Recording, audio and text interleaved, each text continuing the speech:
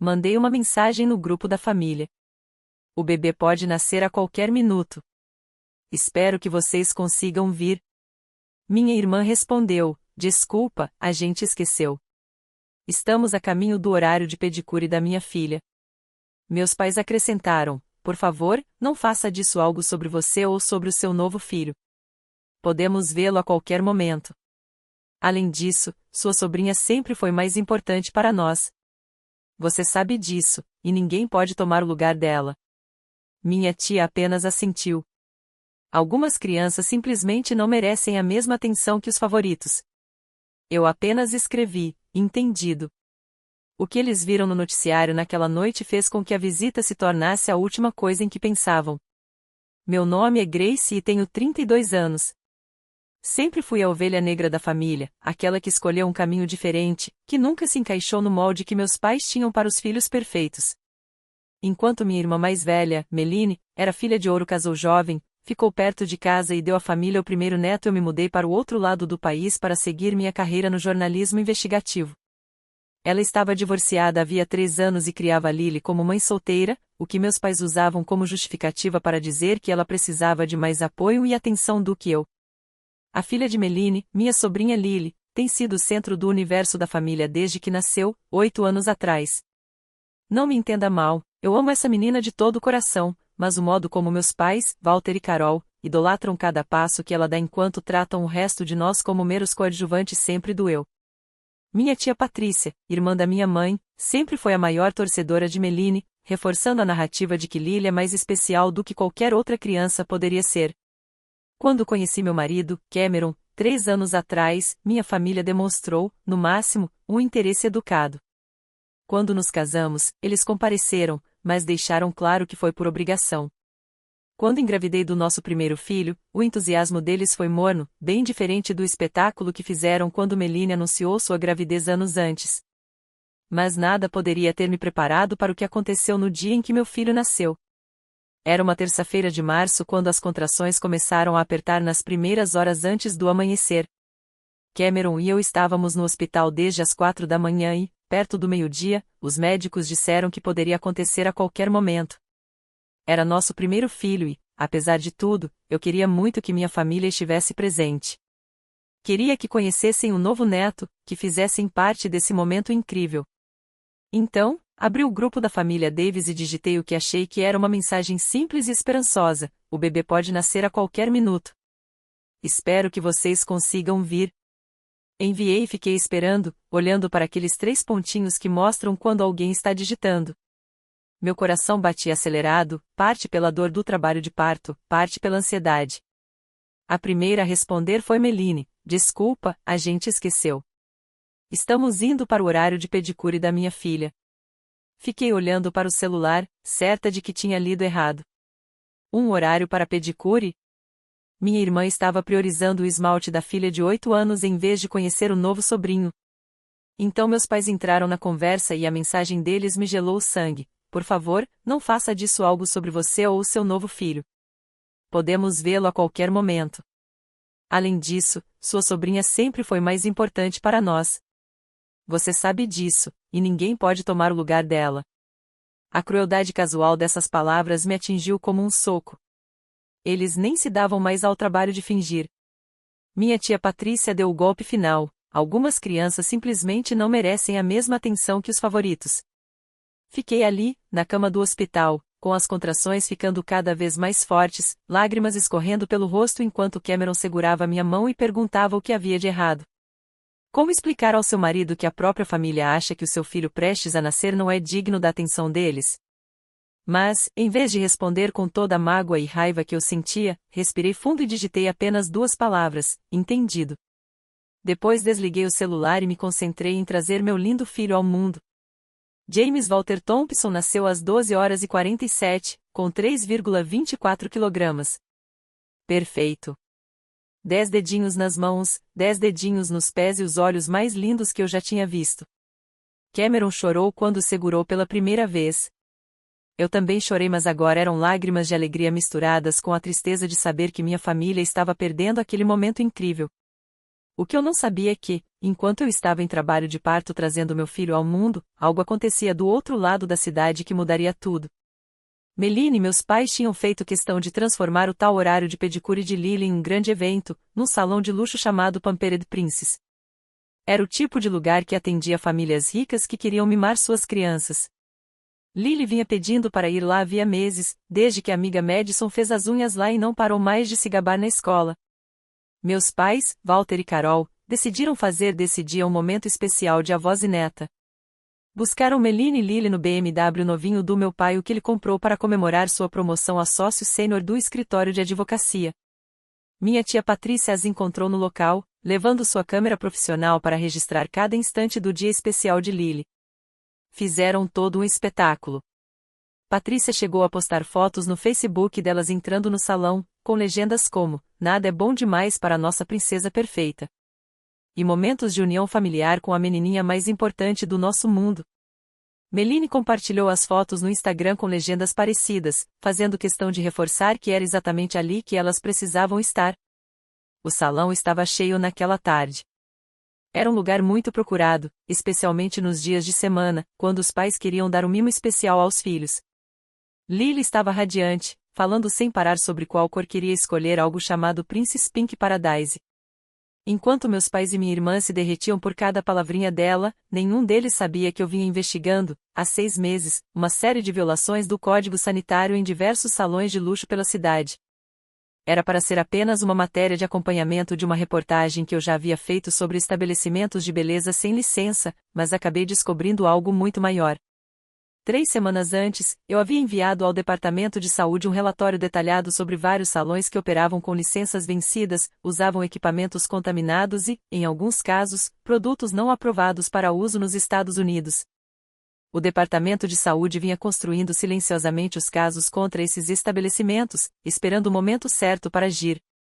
O Pampered Princess estava no topo da minha lista. Passei semanas documentando as irregularidades, certificados de esterilização vencidos, técnicos sem licença e, o mais grave, vários casos de infecção não reportados que foram rastreados até os serviços prestados lá. Entrevistei 3 famílias cujas crianças desenvolveram infecções bacterianas graves após atendimento no local, incluindo um caso em que uma menina de 7 anos precisou ser hospitalizada.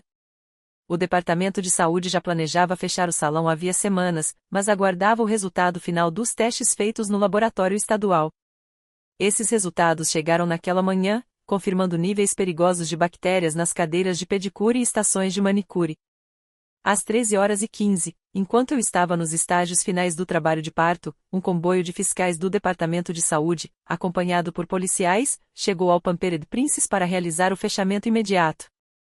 Minha família, junto com cerca de outras 20 pessoas, foi obrigada a evacuar na hora. O salão foi lacrado com fita amarela, e todos que haviam recebido atendimento receberam informações de contato de emergência do Departamento de Saúde, além de instruções para procurar atendimento médico caso apresentassem sintomas. Mas isso não foi o pior. Pouco depois, uma equipe de jornalismo local chegou, alertada por uma denúncia de um cidadão preocupado que acompanhava minhas reportagens investigativas e reconheceu o nome do salão. Meu editor, Marcos, havia dado a alguns repórteres acesso às minhas pesquisas para ajudá-los a entender o contexto mais amplo dos problemas de segurança em salões da região. O que Marcos não sabia era que minha própria família estaria no meio da confusão. A emissora local transmitiu a história como manchete principal naquela noite. A reportagem do Canal 7 abriu com imagens dramáticas do salão sendo fechado, clientes saindo com expressões confusas e preocupadas, e autoridades de saúde explicando as graves violações encontradas. E lá, em alta definição cristalina, estavam meus pais, Meline e Lily sendo escoltados para fora do salão pelos fiscais. A repórter Jéssica Shen fez uma cobertura completa. Explicou que tudo aquilo era o resultado de uma investigação que havia durado meses, conduzida por jornalistas locais sobre práticas inseguras em diversos estabelecimentos de beleza. Ela entrevistou o Dr. Michael Rodrigues, do Departamento de Saúde, que detalhou a gravidade das violações e os riscos potenciais à saúde dos clientes. Mas a parte mais constrangedora veio quando Jéssica entrevistou alguns clientes que haviam sido evacuados. Meu pai, advogado como sempre, não resistiu a falar diante das câmeras. Estava claramente irritado e nervoso com a interrupção do dia especial deles. Isso é absolutamente ridículo, declarou, ajeitando a gravata e tentando parecer imponente. Somos uma família respeitável e estávamos aqui apenas para um simples serviço infantil. O horário de pedicure da minha neta era muito importante para nós, mais importante do que qualquer outra coisa que estivesse acontecendo na nossa família hoje. Escolhemos estar aqui, e não cumprir outras obrigações familiares, porque essa menina merece o melhor. Meline, atrás dele, assentia com entusiasmo, acrescentando. Tínhamos outras coisas de família para fazer hoje, mas priorizamos o que realmente importa. Lily é a pessoa mais importante da nossa família e queríamos garantir que ela tivesse um dia perfeito.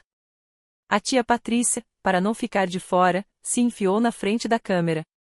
Alguns membros da família não entendem o que é prioridade.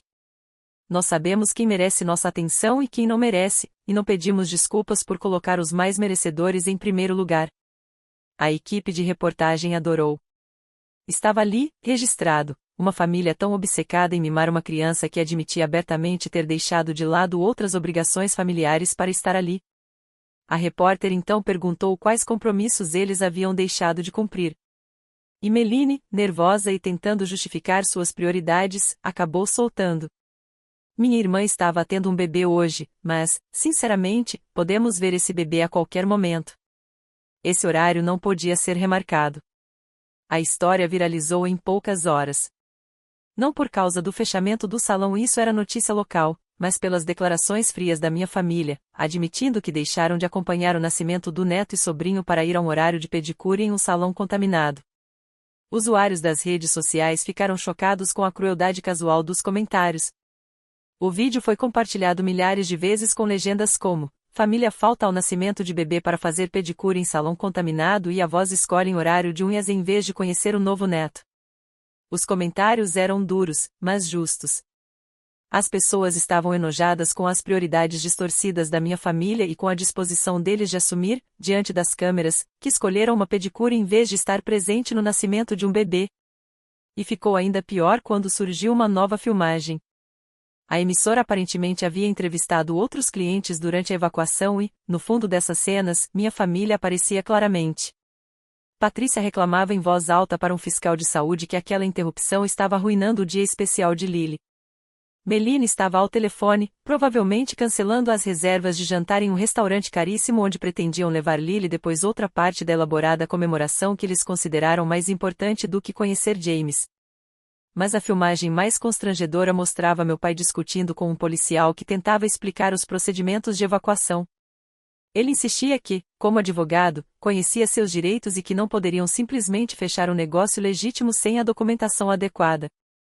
O policial, claramente perdendo a paciência, respondeu: Senhor, este estabelecimento está funcionando com licenças sanitárias vencidas e equipamentos contaminados.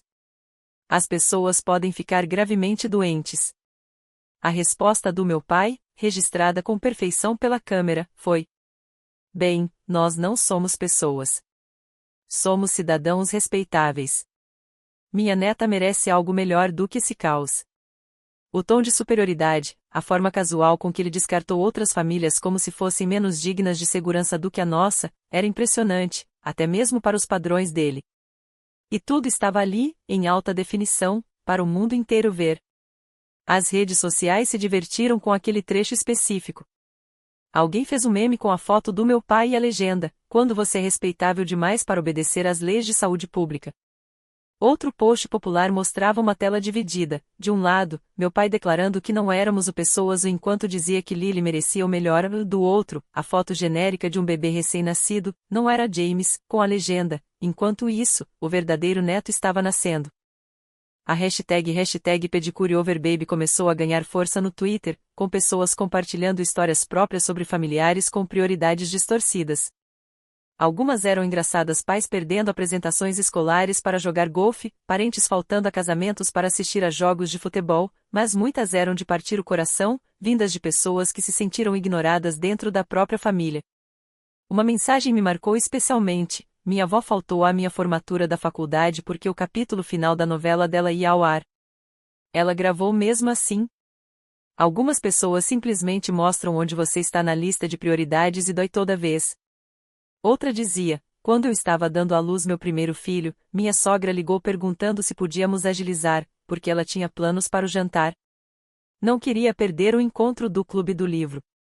Penso nisso sempre que ela reclama de não ver os netos o suficiente. A história tocou num ponto sensível porque quase todo mundo já viveu alguma versão disso, aquela sensação de que o seu momento especial vale menos do que a preferência trivial de outra pessoa. Mas havia ainda outro motivo para a viralização, algo que ninguém tinha previsto. Alguém fez uma investigação online e descobriu que eu não era apenas mais uma filha qualquer, eu era uma jornalista investigativa premiada, cujo trabalho recente tinha exposto corrupção em contratos do governo local. Minha reputação profissional acabou dando mais credibilidade à história, porque as pessoas sabiam que eu não era uma caçadora de atenção inventando drama para a internet. A ironia não passou despercebida, minha própria família tinha sido flagrada em exatamente o tipo de situação que eu costumava investigar, pessoas em posição de privilégio tomando decisões egoístas sem pensar nas consequências para os outros. Marcos me ligou quando eu ainda estava no hospital, menos de 12 horas depois do nascimento de James. Grace disse, com uma mistura de empolgação e preocupação na voz, essa história está em todo lugar. A CNN acabou de ligar pedindo uma declaração. O Today Show quer saber se você topa dar uma entrevista sobre a investigação do salão. Sobre a minha família? Perguntei, ainda grogue de cansaço e medicação. Sim, ele respondeu suavemente. Alguém ligou os pontos entre o seu nome nos artigos sobre o salão e a família entrevistada durante o fechamento. As pessoas querem saber como é ver o seu próprio trabalho investigativo expor, sem querer, as escolhas da sua família. Fiquei em silêncio por um bom tempo, observando Cameron segurando nosso filho adormecido. Que tipo de declaração eu poderia dar? Isso depende inteiramente de você, Grace, disse Marcos. Mas não se trata mais apenas de drama pessoal.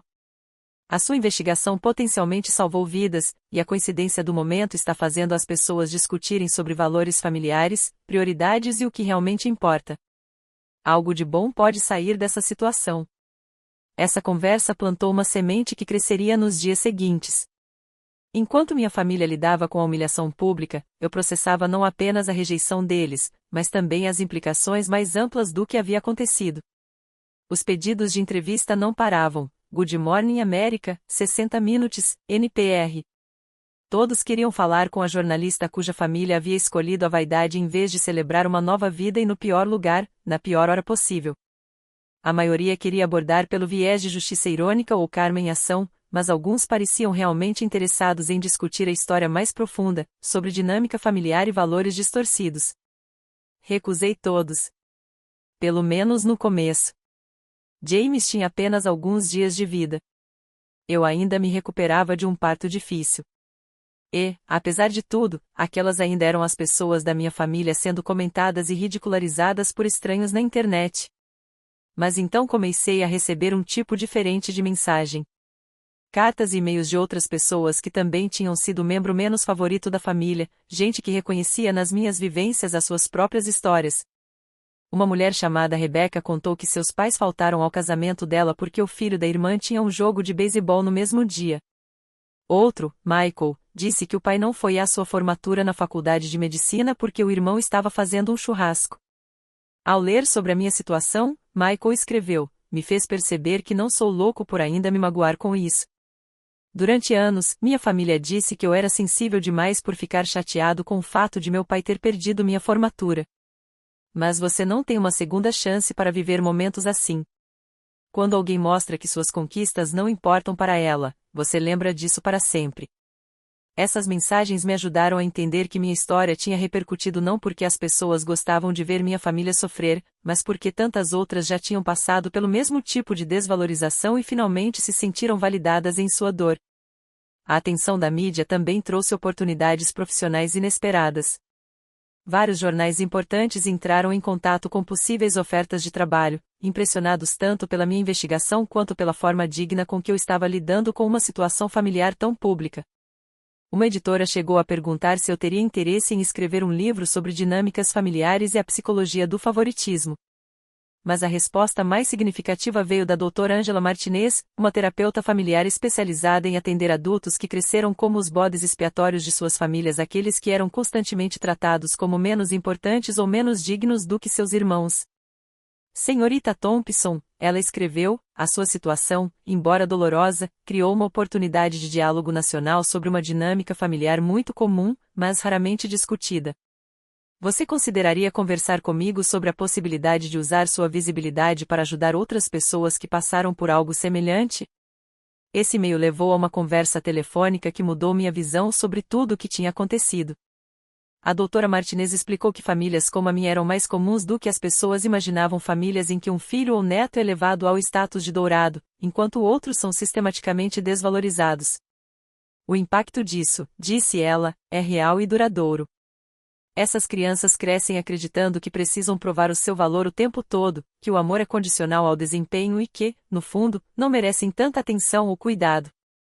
A sua história está dando voz a milhares de pessoas que nunca tiveram suas experiências reconhecidas, ela me disse. Ela me convenceu a dar uma entrevista para um jornalista respeitado, especializado em questões familiares, que escrevia para uma revista nacional. O artigo que saiu não era sensacionalista nem fofoqueiro. Foi uma análise cuidadosa de como o favoritismo familiar afeta todos os envolvidos, incluindo as crianças favorecidas, que crescem com expectativas irreais e uma noção distorcida da própria importância. A matéria trazia citações de especialistas em terapia familiar, estatísticas sobre relações entre irmãos e seus efeitos de longo prazo. E sim, minha história pessoal era usada como exemplo de como essa dinâmica pode se manifestar de forma extrema. Mas havia algo inesperado, uma citação de Meline. A revista havia procurado minha irmã para comentar e, em vez de recusar ou dar desculpas, ela respondeu com uma franqueza surpreendente. Eu me beneficiei por ser a filha favorita a vida inteira e nunca questionei se era justo ou o que isso fazia com minha irmã. Sempre achei que a Grace era naturalmente mais independente, mais capaz de se virar sozinha. Não percebi que estávamos ensinando a ela que precisava ser assim porque não podia contar com o apoio da família como eu podia. Ver como nosso comportamento parece para estranhos me fez entender como deve ter sido para Grace todos esses anos. Mas eu ainda não sabia de nada disso. Eu estava no hospital, segurando meu filho recém-nascido, tentando processar a dor de ter sido abandonada pela minha família em um dos dias mais importantes da minha vida. Cameron tinha sido incrível em tudo. Os pais dele moravam do outro lado do país, mas compraram passagens imediatamente quando ligamos para avisar que eu estava em trabalho de parto. Chegaram ao hospital às 20 horas, apenas 5 horas depois de James nascer, trazendo flores, balões e lágrimas de alegria. Seguraram um novo neto com o tipo de amor e empolgação que eu tinha sonhado em ver na minha própria família. Ele é absolutamente perfeito, disse Linda, a mãe de Cameron, enquanto embalava James nos braços. Lamentamos muito que sua família não possa estar aqui, mas saiba que este menininho está cercado de pessoas que o amam. Foi o pai de Cameron, Robert, o primeiro a ver a notícia. Ele estava rolando o feed do Facebook quando se deparou com um vídeo compartilhado, acompanhado da legenda: "Você não vai acreditar no que essa família disse sobre perder o nascimento de um bebê." Seu rosto ficou pálido enquanto assistia. Grace, disse ele, em voz baixa, "acho que você precisa ver isso." Cameron pegou o celular primeiro. Eu observei sua expressão mudar de confusão para raiva e, por fim, para algo próximo da descrença. Finalmente, ele me entregou o aparelho. Assistir aquela matéria foi surreal. Lá estava minha família, impecavelmente arrumada e com ar de superioridade, explicando para uma repórter de TV por que um horário para fazer as unhas era mais importante do que conhecer o novo neto. Ouvir meu pai dizer, diante das câmeras, que aquela visita ao salão era mais importante do que qualquer outra coisa acontecendo na família naquele dia enquanto eu estava em trabalho de parto foi como receber um soco no estômago pela segunda vez. Mas, então, começaram a aparecer os comentários, milhares deles. Pessoas de todo o país expressando indignação com a atitude da minha família. Mensagens de apoio para mim, mesmo sem saberem quem eu era ainda. Gente contando suas próprias histórias de ser tratado como o membro menos importante da família. Isso é absolutamente nojento. Imaginar perder o nascimento do neto por causa de esmalte. Essas pessoas são sociopatas. A pobre mãe, dando à luz sabendo que sua família escolheu um pedicure em vez dela. A forma como eles falam sobre obrigações familiares, como conhecer um bebê, parece um fardo. Gente horrível. A história acabou sendo publicada por diversos grandes veículos de notícia nos dias seguintes. Não porque fosse particularmente relevante por si só, mas porque tinha tocado em um ponto sensível. As pessoas ficaram fascinadas e horrorizadas com a crueldade casual de tudo aquilo. Enquanto isso, meu celular começou a apitar sem parar com mensagens frenéticas da minha família. Meline foi a primeira. Grace, por favor, me liga. Houve um mal-entendido. Estão tirando nossos comentários de contexto. Precisamos conversar sobre como lidar com isso. A mensagem do meu pai foi mais direta. Grace, essa história está prejudicando meu escritório de advocacia. As pessoas estão nos reconhecendo e tirando conclusões. Precisamos discutir uma estratégia de resposta familiar imediatamente.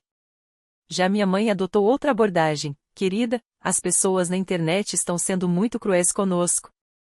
Elas não entendem que estávamos apenas tentando fazer a Lily se sentir especial. Você sabe o quanto nós te amamos. Por favor, nos ajude a consertar isso. Mas foi a mensagem de Patrícia que mais revelou suas intenções. Grace, isso está saindo do controle. Nunca quisemos que nossas decisões privadas de família se tornassem públicas. Você não pode usar seus contatos no jornalismo para fazer isso sumir? Li todas as mensagens enquanto amamentava meu filho, com Cameron dormindo na poltrona ao lado.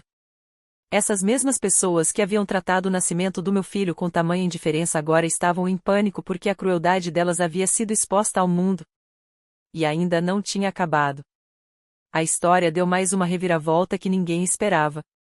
Alguém descobriu que eu era a irmã mencionada que estava dando à luz enquanto eles faziam o pedicure. Meu nome, que já tinha aparecido em matérias investigativas, foi ligado à denúncia contra o salão, e usuários atentos das redes sociais juntaram as peças. De repente, comecei a receber centenas de mensagens de apoio de desconhecidos. Pessoas que já tinham lido meu trabalho jornalístico e respeitavam minhas investigações ficaram indignadas por mim. Colegas repórteres compartilhavam a história, comentando a ironia de minha própria família ter sido pega em uma situação parecida com as que eu denunciava. As mensagens mais tocantes vieram de outros pais que também se sentiam ovelhas negras em suas famílias. Pessoas que sabiam exatamente como era ser considerado menos importante, menos digno de atenção e afeto. Mas o golpe final veio 3 dias depois. O Dr. Rodrigues, do Departamento de Saúde, me ligou pessoalmente. Ele tinha visto a cobertura na TV e percebeu a ligação entre minha investigação e o drama familiar registrado pelas câmeras. Senhorita Thompson, disse ele, queria agradecer pessoalmente pelo trabalho investigativo que levou ao fechamento desse salão. Mas também preciso informar que seus familiares, assim como outros clientes que estavam lá naquele dia, terão que ser monitorados para possíveis infecções. Descobriu-se que a contaminação bacteriana no Pampered Princess era ainda pior do que se imaginava. O laboratório estadual havia identificado múltiplas cepas perigosas de bactérias nas bacias de pedicure, incluindo algumas capazes de causar infecções graves em crianças. Todos que receberam serviços lá no último mês estão sendo contatados e orientados a observar sintomas, continuou o Dr. Rodrigues. A situação é especialmente preocupante para a criança que estava lá. Crianças são mais suscetíveis a esse tipo de infecção, e os níveis de contaminação nos equipamentos usados para pedicure estavam particularmente altos naquele dia. Senti um embrulho no estômago, mas não pelos motivos que você imagina. Apesar de tudo que minha família tinha feito comigo, eu não queria que minha sobrinha de 8 anos ficasse doente. Lily era inocente em toda essa história, apenas uma criança que queria unhas bonitas e não fazia ideia de que sua família a estava usando como desculpa para me ferir. Ao longo da semana seguinte, a história continuou evoluindo de formas que nenhum de nós poderia ter previsto. Primeiro, o escritório de advocacia do meu pai começou a receber avaliações negativas e ligações de potenciais clientes que tinham visto a cobertura da notícia. Os sócios o chamaram para uma reunião sobre como sua conduta pessoal estava afetando a reputação do escritório.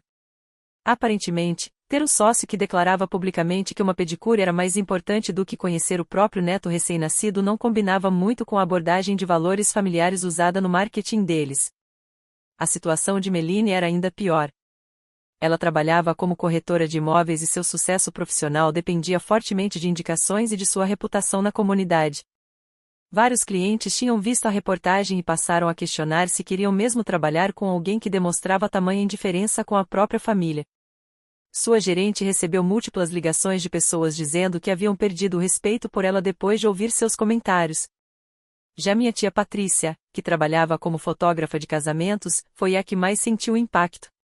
Casais começaram a cancelar contratos depois de ver a matéria na TV.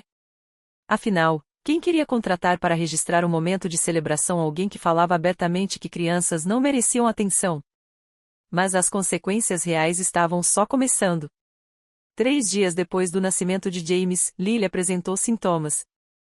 Começou com o que parecia ser uma simples irritação ao redor das unhas dos pés, mas, em poucas horas, a vermelhidão se espalhou e ficou inflamada. Melanie a levou correndo para o pronto-socorro, onde os médicos confirmaram que ela tinha desenvolvido uma infecção bacteriana compatível com equipamentos de pedicure contaminados. O tratamento exigia antibióticos orais fortes e acompanhamento diário. Felizmente, ainda não tinha evoluído a ponto de exigir internação. Mesmo assim, as contas médicas eram altas, e havia a possibilidade de um processo contra o salão que, no entanto, já tinha declarado falência e desaparecido. Melanie me ligou do consultório, chorando desesperada. Grace, eu sei que erramos. Eu sei que dissemos coisas horríveis. Mas Lily está doente e estou com medo, não sei o que fazer. Os médicos disseram que essa infecção poderia ter sido evitada se tivéssemos ido a um lugar limpo, mas escolhemos aquele porque achamos que era o melhor. Achamos que estávamos dando algo especial para ela. Pela primeira vez desde o início de tudo, ouvi arrependimento genuíno na voz da minha irmã. Não era só vergonha pela exposição pública ou pelas consequências profissionais, era tristeza real pelas escolhas que tinha feito e pela dor que causará. Melanie disse baixinho: sinto muito que Lily esteja doente. Nenhuma criança merece isso. Espero que ela se recupere logo. Você pode me perdoar? Ela perguntou. Podemos encontrar um jeito de consertar isso? Olhei para meu filho recém-nascido, dormindo tranquilamente no berço ao meu lado. Esse bebê inocente, que tinha sido considerado indigno da atenção dos próprios avós, que nasceu em um mundo onde a própria tia acreditava que uma pedicure era mais importante que sua existência. Eu posso te perdoar, respondi. Mas perdão não significa esquecer. E não significa fingir que o que vocês disseram não reflete exatamente o que sentem. A conversa foi interrompida por um barulho ao fundo. Ouvi a voz do meu pai, alta e irritada, discutindo com alguém. Melanie explicou que ele estava brigando com o setor de cobrança do hospital por causa da cobertura do plano de saúde para o tratamento da Lily. Ele está dizendo que tudo isso é culpa de outra pessoa, disse ela, rindo amargamente. Continua repetindo que, se você não tivesse feito aquela investigação sobre os salões, nada disso teria acontecido. Como se fosse sua responsabilidade a gente ter escolhido ir a um lugar contaminado. Foi nesse momento que percebi que minha família nunca iria mudar de verdade. Mesmo diante das consequências diretas das próprias escolhas, mesmo com Lily precisando de cuidados médicos por causa de sua decisão de priorizar aparências em vez de segurança, eles ainda buscavam alguém para culpar. Mas o universo ainda não tinha terminado suas lições. 2 semanas depois, recebi uma ligação de Marcos, meu editor no jornal. A história sobre o comportamento da minha família tinha chamado a atenção de várias grandes mídias interessadas em fazer matérias de acompanhamento sobre dinâmica familiar e prioridades distorcidas. Mas, mais importante, também tinha atraído a atenção de outras famílias que haviam sido afetadas por salões contaminados em outras cidades. Grace, disse Marcos, sua investigação original desencadeou uma apuração em nível nacional. Os departamentos de saúde de 12 estados agora estão investigando salões semelhantes, e pelo menos 30 famílias já relataram casos de infecções e lesões. Isso pode se tornar a maior notícia de saúde pública do ano. O que isso significa? Perguntei. Significa que o seu trabalho, a investigação na qual a sua família acabou se envolvendo enquanto evitava o nascimento do seu filho, vai salvar vidas. O CDC está entrando no caso. Haverá fiscalização federal sobre as práticas de higiene em salões. Crianças e adultos em todo o país estarão mais seguros por causa da sua reportagem. A ironia era quase perfeita demais para acreditar. A decisão egoísta da minha família de priorizar uma pedicure em vez de conhecer o próprio neto acabou expondo exatamente o tipo de situação perigosa que eu vinha tentando evitar. A humilhação pública deles ampliou meu trabalho investigativo de um jeito que eu nunca teria conseguido sozinha. Mas a história não acabou aí. 3 meses depois do nascimento de James, meus pais pediram uma reunião. Queriam discutir uma forma de reparar as relações familiares e seguir em frente de maneira construtiva. Sugeriram nos encontrarmos em um restaurante terreno neutro, como disseram. Cameron e eu concordamos, mas levamos James no bebê conforto. Se eles queriam fazer parte da vida dele, tinham que começar conhecendo-o de verdade. O encontro foi constrangedor desde o início. Meus pais pareciam mais velhos, mais cansados do que eu lembrava. O estresse dos últimos meses tinha claramente deixado marcas. Meline estava com uma expressão de vergonha, algo novo para ela. Minha tia Patrícia não apareceu, aparentemente, tinha decidido que não valia a pena tentar reconstruir nossa relação. Grace começou meu pai, usando aquele tom formal de advogado, queremos reconhecer que nossa comunicação no dia do nascimento de James foi mal escolhida. Mal escolhida? Repetiu Cameron, incrédulo. Você disse à sua filha que o filho recém-nascido dela não merecia sua atenção. Minha mãe interveio. Nós estávamos estressados com o compromisso da Lily e não nos expressamos bem. Mas você precisa entender que sempre estivemos muito focados na Lily porque Meline é mãe solteira e precisa do nosso apoio. E eu não? Perguntei. Quando me mudei para o outro lado do país para seguir minha carreira, quando estava construindo minha vida, quando fiquei grávida, assustada, e querendo o apoio da minha família, eu não precisava de vocês. A conversa deu voltas por mais de 1 hora. Eles queriam se desculpar sem admitir que tinham feito algo realmente errado. Queriam perdão sem mudança. Queriam conhecer o neto sem reconhecer que passaram meses dizendo para todos que ele não importava. Até que meu pai soltou o que parecia acreditar ser seu trunfo. Grace, temos pensado nessa situação de forma prática. A publicidade negativa desse incidente causou danos financeiros e profissionais significativos para todos nós. Achamos que pode haver motivos para solicitar correções às emissoras, caso elas tenham distorcido nossas declarações, e talvez até para buscar uma indenização contra o salão por criar essa situação perigosa. Você quer processar as emissoras por terem noticiado as próprias palavras de vocês? Perguntei, incrédula. Eles tiraram nossos comentários do contexto, insistiu Meline. Nunca quisemos que as pessoas pensassem que não nos importamos com James. Mas vocês disseram que estavam priorizando a pedicure da Lily em vez do nascimento dele, apontou Cameron. Isso não é fora de contexto. É exatamente o que vocês disseram. A reunião terminou sem nenhuma resolução real. Eles foram embora ainda acreditando que eram vítimas das circunstâncias, e não das consequências das próprias escolhas. Conheceram James, o seguraram por alguns minutos constrangidos, fizeram comentários educados sobre como ele era fofo e depois foram para casa continuar tentando reconstruir suas reputações. Mas algo mudou para mim naquele dia.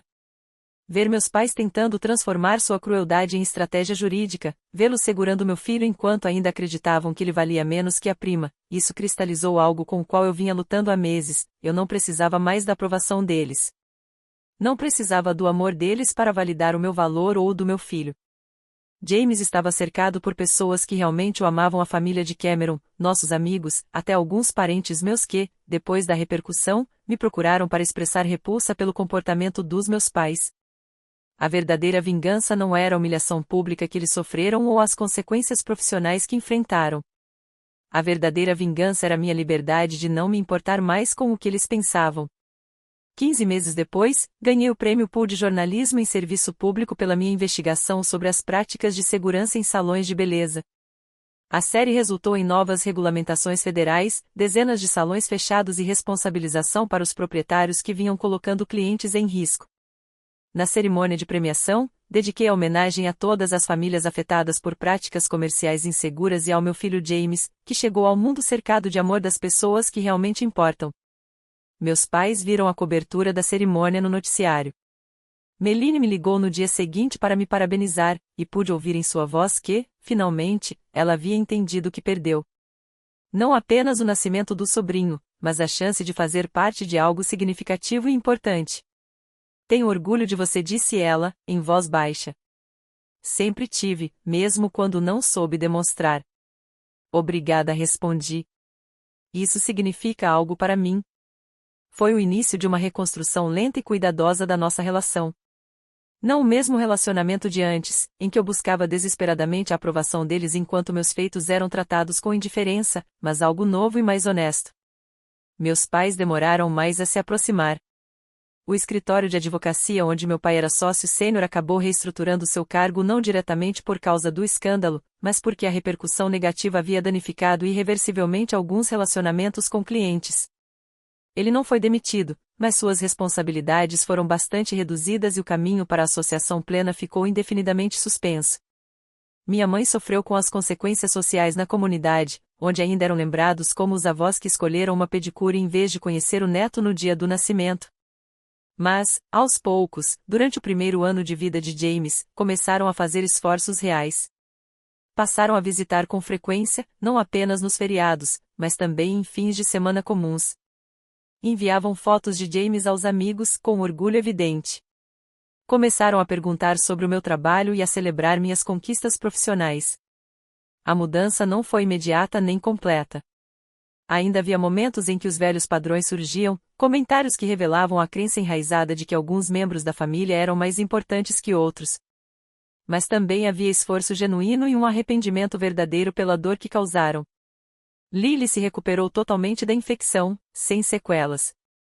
A experiência a assustou o suficiente para que passasse a ser muito mais cuidadosa nas decisões que tomava para a filha. Também começou a refletir mais sobre as mensagens que transmitia a Lily sobre seu lugar na hierarquia familiar. Já minha tia Patrícia desapareceu por completo da dinâmica familiar. Seu negócio de fotografia nunca se recuperou e, eventualmente, ela se mudou para outro estado para recomeçar. Ouvi dizer, por meio de conhecidos, que se envolveu com algum tipo de esquema de marketing multinível, vendendo óleos essenciais ou algo do gênero. A ironia de alguém que considerou meu filho indigno agora tentar reconstruir a vida vendendo produtos para estranhos nas redes sociais não passou despercebida. Hoje, James tem 18 meses. Está andando, balbuciando palavras que quase soam como frases e completamente alheio ao drama que cercou seu nascimento. Ele conhece os avós como as pessoas que o visitam a cada poucas semanas, trazendo presentes e abraços. Sabe que a tia Meline é quem lê histórias e brinca de cadê achou. Sabe que a prima Lily é a criança grande que ensina a empilhar blocos e faz caretas que o fazem rir. Para ele, essa é simplesmente a sua família. Ele não sabe que, um dia, o seu nascimento foi considerado menos importante do que um horário para fazer pedicure. Não sabe que os próprios avós chegaram a dizer, publicamente, que ele não merecia a atenção deles. Não sabe que sua existência foi o estopim para uma série de acontecimentos que mudaram várias vidas e levaram a alterações nas políticas públicas em todo o país. E é exatamente assim que deve ser. A verdadeira vitória não é que minha família tenha, eventualmente, mudado de postura embora eu seja grata por isso. A verdadeira vitória é que James vai crescer sabendo que seu valor não é definido pelas prioridades de outras pessoas. Vai crescer em uma família onde o amor não é medido pelo favoritismo, onde conquistas são celebradas independentemente de quem as alcance, e onde nenhuma criança jamais ouve que não merece atenção. Às vezes me perguntam se me arrependo de como tudo aconteceu.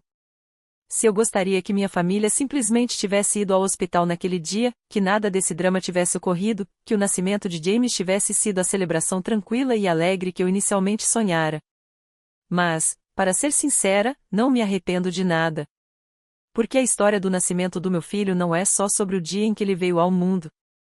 É sobre o dia em que aprendi a me valorizar e a valorizar a minha família o suficiente para parar de implorar por migalhas de afeto de pessoas que já tinham decidido que não valíamos a atenção delas.